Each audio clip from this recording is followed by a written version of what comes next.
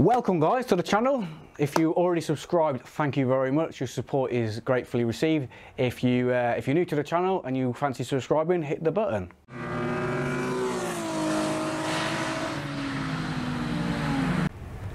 So this video is just about a little bit of a debrief from Mallory Park. So we were racing at Mallory Park Sunday, 26th of July. It was, as usual, great day racing. We had practice, we had qualifying, we had race 1, race 2. So we were out on track 4 times. Car survived, a little bit of damage on the front end and a small amount on the rear end. So I've done the tail light, replaced that already, so that's good. Like I say, front end we need headlights, ideally a bonnet and possibly a slam panel. The front bumper was damaged, but it's repairable, so that's been repaired. Just popped it back out, not an issue. So yeah, and we're considering getting a carbon fibre or fiberglass bonnet, more than likely fiberglass. So yeah, there's some good news on sponsorship front, talking of fiberglass. So I'm in talks with a fiberglass company for doing the bonnet and a boot lid, maybe doors as well. Massive weight saving there. We may have to put all the weight back in the floor to bring it up to the minimum weight. However, it's better to have the weight in the bottom than it is on the sides and on the top. So centre of gravity will be lower, so that's all good. But yeah, I'll give you that news if it pays off on probably the next video. A little bit of discussion on the carbon fibre and fiberglass panels. Like I say, we want it to have the weight in the bottom. It's all too high. We've even still got sunroof in the Saxo, so although put a metal panel in rather than a glass panel, it's still weight in the high up. So we want to get this car, if we want to get it competitive, we've got to get the weight down low. Which, like I say, the video today is about Mallory Park. Bit of a debrief. May even start calling these post-race pints. So it was an interesting one. Racing was good, racing was fair, some quick stuff out there, Class B cars, Class A cars. Class A cars were extremely quick, Class B cars, some real fast stuff out there. The Civics, EP3 Civics seem to be the thing to have at the moment. We were in qualifying a couple of seconds off, so a bit disappointing, but there was lots to do on the car, lots to check over, lots to change, lots of tweaking. So I think I did a 55, mid 55 in qualifying, and then by the time we got to race 2, it was 54.3 was the best time. So it's all in the right direction. Don't think I'd have got much more out of the car on the day. It seemed to be on the limit, pushing around Gerrard's as fast as it would go, and it was getting quite twitchy at times. So I don't think we would have got more out of it. Questions over whether other cars were running to the proper weight limits. Because of COVID-19, there was no scrutineering, it was all done online, so that was good in some ways. It's definitely sped the process up, but from the point of eligibility side of things, I don't know, does it leave it open for people to, let's say, bend the rules? Don't know. Leave your comments below if you want to discuss more, but certainly weight. Usually after qualifying and the races, certainly in the stock hatch days, and I'm sure in Hot Hatch it would be no different, they would weigh the cars and make sure they comply with minimum weights. Again, maybe not necessarily just COVID-19, but Mallory Park, the scales are not the best. They're the old-fashioned ones. They're not digital scales. And I got my car weighed after practice to make sure we were heavy enough at 910 minimum weight. And it took the guy about 10 minutes to weigh one car, so I inferred from that that they probably wouldn't be weighing 30 cars after a race. And sure enough, they didn't weigh any cars after quali or races, so which is fine. But does that leave it open to the Civics and everything else running a little below weight? Again, let's discuss it in the comments. There's a fair chance that could happen. If you're running with a stack of steel in the bottom of your car and you know it's not going to get weighed, you're going to leave it in or pull it out. Don't know. My car was, we were at the limit anyway, so there was no opportunity for any shenanigans. But I saw a lot of cars with fiberglass boot, bonnet, doors, perspex windows, all that stuff, and there was not a sheet of steel in sight.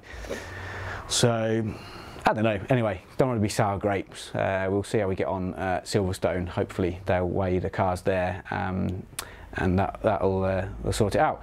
But anyway, as far as the day went, like I say, qualifying a little bit disappointing, bit off the pace. Pretty shocked at the times really from the other Class B or the front running Class B cars. They've absolutely smashed the lap record from previous years. I think it was a 56 something, the lap record, so I think it ended up being like a 52 something in Class B, and we were sat somewhere in the middle at 54. So like I say, it wasn't a shit time. It was just not amazing. It wasn't like top three battling for the win. It was like middle of the park, all right. But again, I don't know what I was expecting really with the car being sort of not built specifically for hot hatch. It went pretty well. The new tyres weren't quite what we expected. They did seem to go off quite quickly, but then again we hadn't had any testing and hadn't played about with tyre pressures. So you know, there's certainly scope for improvements there. This video was supposed to be some in-car video, which I'll insert now.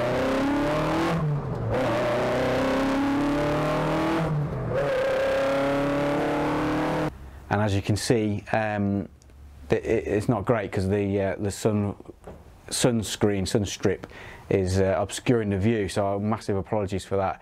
There kind of supposed to be a bit of a voiceover on the race videos, which hasn't happened. So apologies for that. But yeah, we're here anyway, doing a video. I just thought perhaps we'd go through, like I say, qualifying was okay. Hot day. The car was running hot. We took the rear wing off after practice to see what the difference was going to be, see if it made a difference. It did make a difference actually. With the rear wing on, the rear end was quite a lot more planted around Gerrard's, but we were losing out a hell of a lot on the straight. So we took the wing off for quali. Thought we'd give that a go. Thought we'd go like that. We'd basically do practice session. 20-minute practice session first thing in the morning with the wing, take the wing off for quali, and then we could compare lap times and see, you know, how it went, if it was worthwhile. If it was worthwhile and it was a good thing to have, we'd put it back on for the races. As it turned out, it was a tricky one to sort of to fathom out really, because we took the wing off, and yeah, the back end definitely was less stable around Gerrard's, but we got a greater top speed down the straights, and overall the lap time was slightly quicker. But was that the tyres scrubbing in and tread coming off the tyres? We also put a smaller rear anti-roll bar in between as well. So we didn't, you know, was it me getting used to the car again? Was it the tyres coming in? Was it the rear anti-roll bar? Was it the wing? Don't know. But basically, qualifying went through. It's okay. Car felt pretty good, going well, and then come in, looked at the lap times. Needed to find 2 seconds really to be in the mix. So that was a bit disappointing. First race came around. Like I say, we made some changes between qualifying and the first race, and yeah, went a bit better, went a second lap quicker, so I think we got it down to a low 55, which again was still a second or so away from really where it wanted to be. Had a bit of argy-bargy in first race, so front end got a little bit damaged. It was only coming up to the hairpin. I'll put the video in.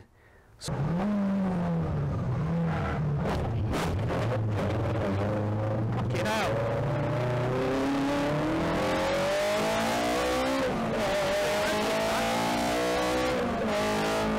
You can see the in-car video, although you can't see the greater picture, you can see what happened anyway. So yeah, a little bit small, minor damage at the back, and bonnet, headlights smashed on the front. So it wasn't too bad, but a little unfortunate. But everybody concertinaed up at the hairpin on the first lap. So yeah, unfortunate, but nothing major really happened of it. Mechanically the car was fine, radiator wasn't damaged and oil cooler wasn't damaged, so we just carried on our merry way. So yeah, but it was mainly the temperatures. So now I'm a bit of a quandary because the temperatures, oil and water, were both about 140 degrees. So I think that's probably a bit too high, really. I'm pretty amazed that the engine didn't blow up, to be honest. It just kept going, albeit started to just ease a little bit, maybe coasting into Gerard's rather than revving it at maximum out and braking a bit later. So it did affect the lap time a tiny bit. Nothing, no great shakes really. Actually, you know, we got, I think in this race 2 we got down to 54.3. So like I said, I was quite pleased towards the end. Not a bad lap time really, but again, we still needed a second to be right in battling at the front. You know, a low 53 would have been there, but there was other sort of things to consider as well. Through weight, tyres again. There was other tyres out there to consider now. The MRF ZTTs, possibly ZTRs. There's a lot of cars with those on. So are they half a second quicker, or a second quicker? Combination of those things. You think, well, with no testing, straight out. We probably did, you know, where we expected, to be honest, which was 8th in the first race in Class B and 6th in the second race. So, like I say, it's not bad. It's just not challenging for the win. But with having 8 years since driving a Saxo properly in a a stock hatch race, a 750 Motor Club race anyway. Is that what you'd expect, and is there more to come through me driving it, or is there more, you know, developing the car, which I think is probably a little bit of both. Other things, like I said, the temperature, the engine, I'll need to check the engine over. I'm a bit worried that the heat may have done some damage. It does seem alright. It still runs, drives, starts and runs perfect, no funny noises or anything, so maybe it's just a case of drop the oil out, put some fresh oil in, and the gearbox towards the end of race 2 was starting to get difficult to get into gear, so I need to check that out. I think it will be a case of gearbox out and a bit of a strip down. Once it got into gear, it wasn't stripping, you know, synchro, any issues with synchros or anything like that. It literally,